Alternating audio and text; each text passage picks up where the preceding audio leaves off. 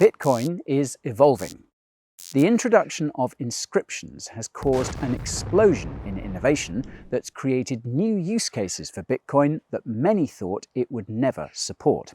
Use cases that some believe to be inappropriate. These include Ordinals NFTs and BRC20 tokens, and many are wondering whether they will compete with NFTs and ERC20 tokens on Ethereum. The answer has profound implications for both BTC and ETH. Today I'm going to tell you what inscriptions, ordinals and BRC20 tokens are, explain how they work, assess the impact they could have on BTC, and whether ETH will lose market dominance as a result. I'll start by saying that nothing in this video is financial advice. It's purely for educational purposes. Also note that I hold roughly the same amount of BTC and ETH in my portfolio, so no biases here.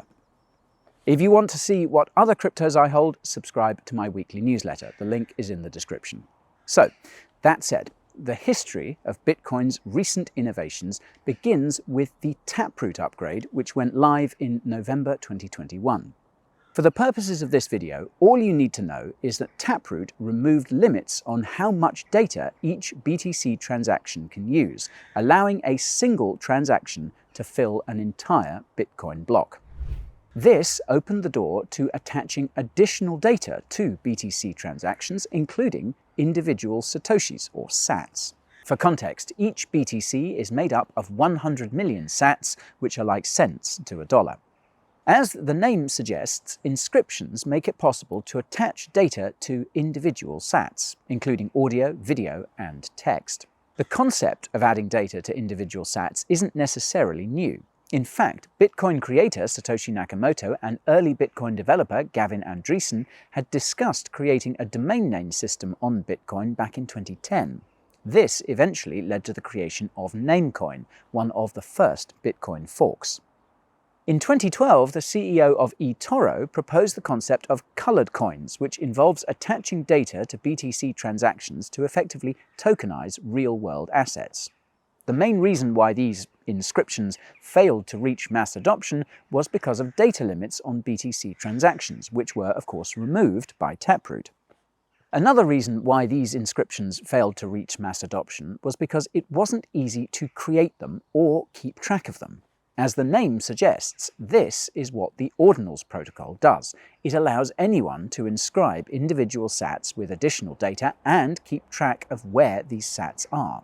Now, the Ordinals protocol was created by Bitcoin developer Casey Rodemore in late January this year. In an interview, Casey explained that he'd been thinking about creating the protocol ever since he saw generative art NFTs on Ethereum in early 2022. Casey wanted to bring similar kinds of NFTs to Bitcoin. What's strange is that Casey stepped down as the lead developer of Ordinals in late May and announced that a pseudonymous developer named Rafjaf would be taking his place. Casey claims he couldn't give the protocol the attention it deserves, but there might be more to this story. More about that later. Now, what's interesting about Ordinals is that you only need two things to run the protocol: a full Bitcoin node and a Bitcoin wallet that can read and write Ordinals inscriptions. Casey explained in an interview that the Ordinals protocol was designed to require no extra infrastructure. It exists entirely on Bitcoin. What's even more interesting about Ordinals, though, is that the inscriptions apparently can't be searched using a browser, at least for now. Casey explained that this is because of, quote, instability. This means that you must search for inscriptions manually on ordinals.com, which isn't easy because there's lots of them. For reference, there were more than 10 million Ordinals when Casey stepped down from the protocol in late May. This is not surprising, considering that multiple NFT marketplaces had started supporting Ordinals inscriptions, and a new type of inscription had also been invented, the BRC20 token. The BRC20 token experiment was introduced by a pseudonymous on-chain analyst named Domo in early March this year. Casey had coincidentally noted in an interview that the Ordinals protocol could be used to create ERC20 type tokens, and revealed that he was working on trustless swaps for inscriptions.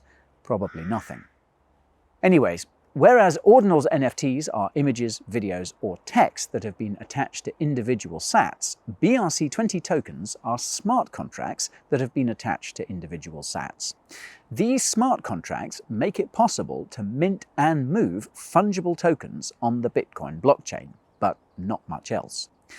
This is why there are over 10 million Ordinals NFTs, but only around 40,000 BRC20 tokens.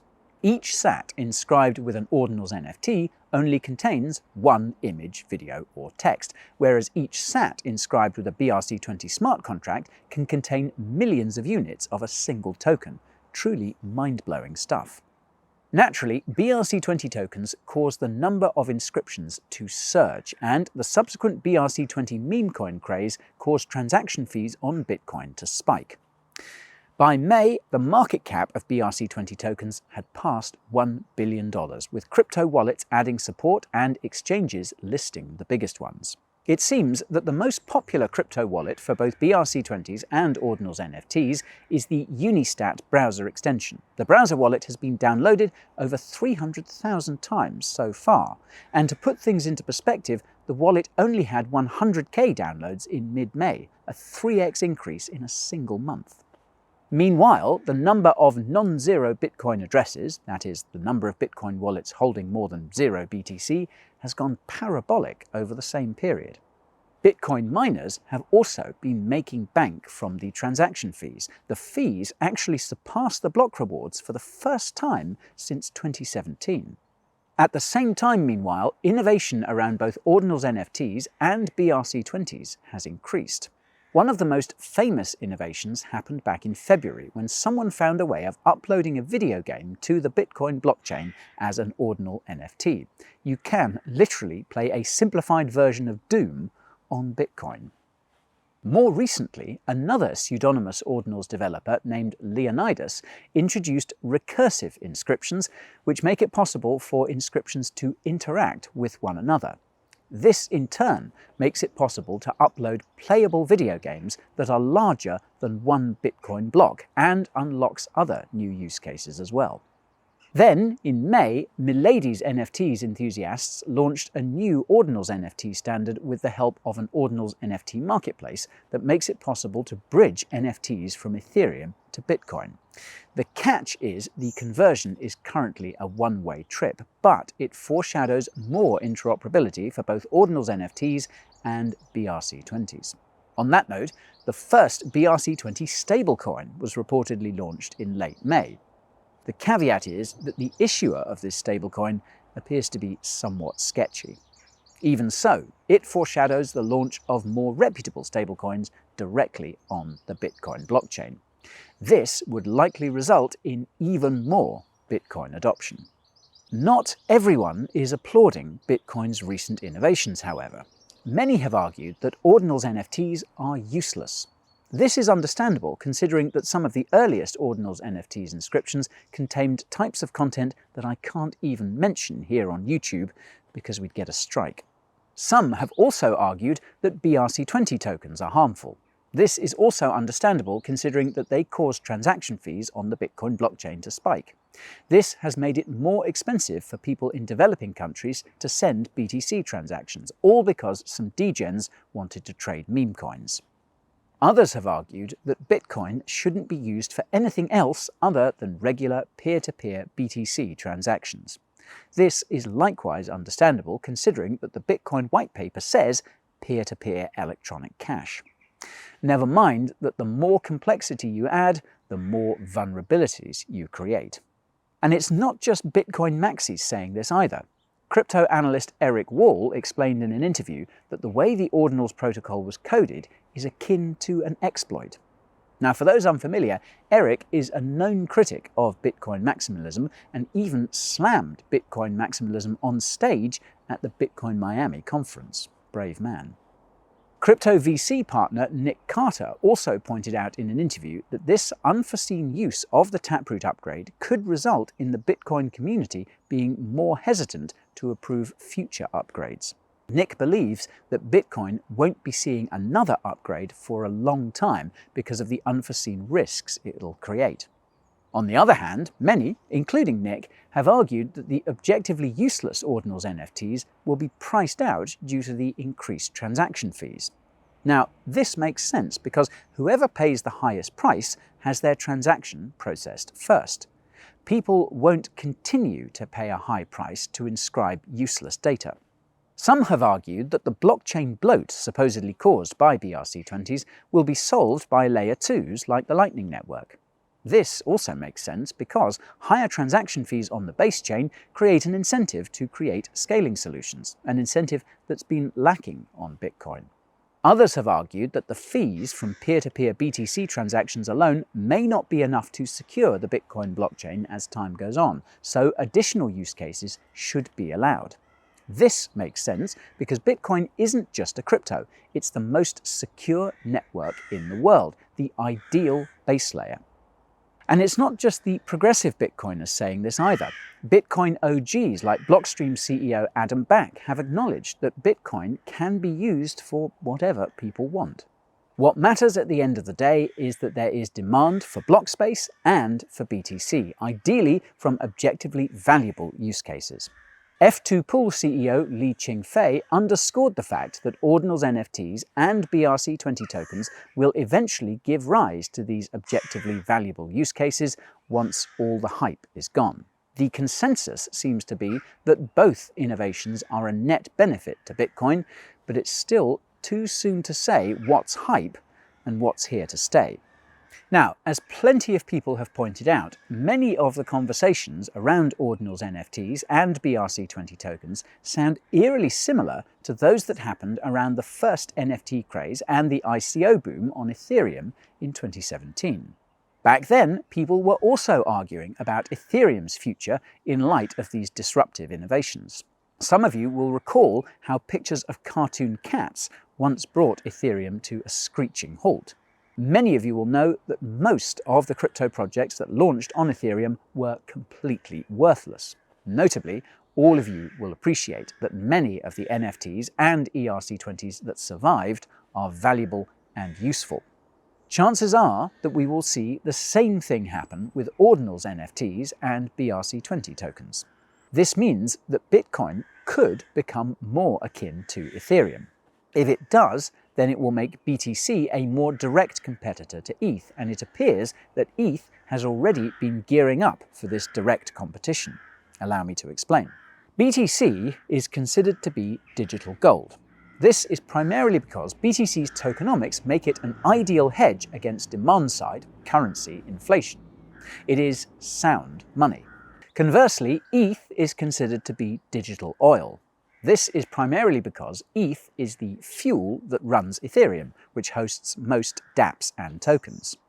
The narrative around ETH started to change in the summer of 2021 with the EIP 1559 upgrade. To refresh your memory, EIP 1559 burns a portion of all transaction fees on Ethereum. With enough activity, this makes ETH deflationary, hence the new narrative of ETH being, quote, ultrasound money.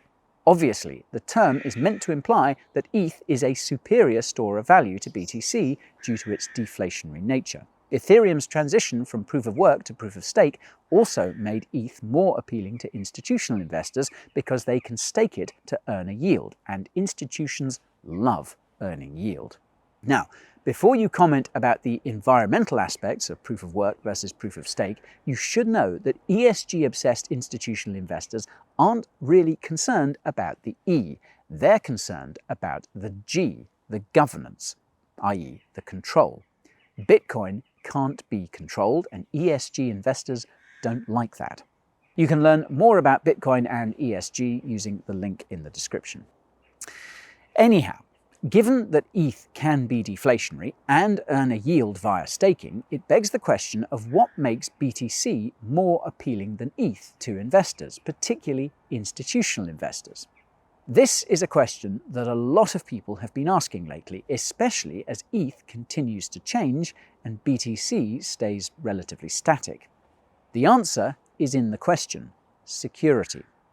The Bitcoin blockchain is the most secure network in the world, precisely because it is static compared with all the others, which change constantly.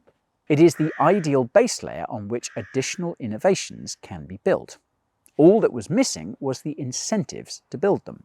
Ordinals NFTs and BRC20s have introduced these incentives and have therefore prepared Bitcoin's ecosystem to see the same explosive growth that Ethereum's did after NFTs and ERC20s saw genuine adoption. The difference is that Bitcoin's ecosystem will be much more secure due to its base layer. Now, this is more significant than you think because the only thing that institutional investors love more than token burns and yield is security. They want to be certain that the tokens they mint on a cryptocurrency blockchain will stay there forever, and Bitcoin arguably provides more certainty than Ethereum here. This is for many reasons, including the fact that proof of work is more secure than proof of stake, the fact that the infrastructure used to interact with Ordinals NFTs and BRC20 tokens exists on Bitcoin itself, the fact that Bitcoin doesn't change, and the fact that it's been around for much longer than Ethereum. Never mind the fact that BTC is the only crypto that the SEC has said is not a security. Speaking of which, if you're wondering why proof of work is more secure than proof of stake, you can check out our video about that using the link in the description. And while you're at it, check out our video about what decentralization means. Spoiler alert, it's not just about the number of validators and nodes. Anywho, as bullish as Ordinals NFTs, BRC20 tokens, and other Bitcoin innovations will be for BTC, there will also be no shortage of risks. This is one undeniable advantage that Ethereum has. It has moved fast, broken things, and fixed them. Bitcoin hasn't broken anything yet, but unlike Ethereum, it can't afford to. Call me crazy, but the biggest risks associated with Bitcoin innovation appear to be regulatory. Recall that Casey handed off the Ordinals protocol to a pseudonymous developer, and that every subsequent innovation, including BRC20 tokens, has been built by pseudonymous devs. Now, this could simply be because these developers don't want to get death threats from Bitcoin maxis, but it could also be because they're concerned about regulatory scrutiny. And it could also be because they're up to something shady. Consider that Bitcoin miners made millions from Ordinals NFTs and BRC20s. Conspiracy theories aside, Bitcoin evangelist Michael Saylor believes there could be regulatory risks, namely for BRC20 tokens. Like the ERC20 tokens on Ethereum, Michael thinks that some BRC20 tokens could be classified as securities by the SEC, something that's ironic considering that BTC itself is supposedly immune from scrutiny. This ties into another risk that's more technical in nature. Remember that Ordinals NFTs and BRC20s involve inscribing data onto individual sats. In theory, this could do damage to BTC's fungibility because some sats would have different attributes from others. This means they could be treated differently. For example, if there are sats that have been inscribed with a video, image, or text that is disliked by a regulator or company for whatever reason, they could introduce restrictions on the deposit and withdrawal of any BTC transactions containing these sats. They could even apply sanctions to the wallets which own them. In practice, this apparently isn't a risk. Casey explained in an interview that the Ordinals protocol does not affect the fungibility of individual sats. However, there have been multiple reports claiming that it in fact does affect fungibility. Logically, it does because you can differentiate between non-inscribed sats and inscribed sats. Anyway, from where I'm standing, the biggest risk associated with innovation on Bitcoin is one that's been overlooked, and that's centralization. As transaction fees on the Bitcoin blockchain rise because of innovation, more people, mainly those who don't have much money, will switch to using Layer 2s. If you watched our video about the Lightning Network, you'll know that it consists of payment channels that contain large amounts of BTC. Unless you have enough BTC and technical know-how to open your own payment channel, you must use a payment channel being operated by a third party of some kind. The harsh reality is that sending BTC transactions on the Lightning Network using a payment channel operated by a third party is no different from using a bank to send fiat transactions. That's because every BTC transaction is tracked and you technically don't own your BTC, meaning it can be frozen or stolen. This is a problem that What Bitcoin Did podcast host Peter McCormack pointed out in his chat with Nick Carter, and it's a problem that exists today on Ethereum. Transactions on Ethereum itself are unaffordable for most people, forcing them to use layer 2s that are very centralized and controlled by VC investors. Last I checked, that's not what crypto is about, and it's not what anyone wants for Bitcoin, Ethereum, or any other cryptocurrency for that matter. With a bit of luck, Bitcoin will take a different approach to growing and scaling its ecosystem than other layer 1s. All it takes is the right incentives. To be safe, I'll be stacking sats to make sure I can afford to make uncensorable peer-to-peer transactions on Bitcoin, and stacking ETH so that I can afford to be a degen on Ethereum. It seems the battle between sound money and ultrasound money is about to begin, and it's going to be big. You can find out what the flippening could mean for ETH and BTC using the link in the description. And that's all for today's video. If you found it interesting, help others find it by smashing that like button. If you want to make sure you find the next one, subscribe to the channel and ping that notification bell. If you want to make sure your BTC and ETH are safe, get the best hardware wallets and stick to trading on the best crypto exchanges. You can get the biggest discounts on the best hardware wallets and up to $40,000 in airdrops on the best crypto exchanges on the Coin Bureau deals page. The link will be down in the description. Thank you all so much for watching, and I will see you next time. Till then, this is Guy, over and out. Very noisy birds.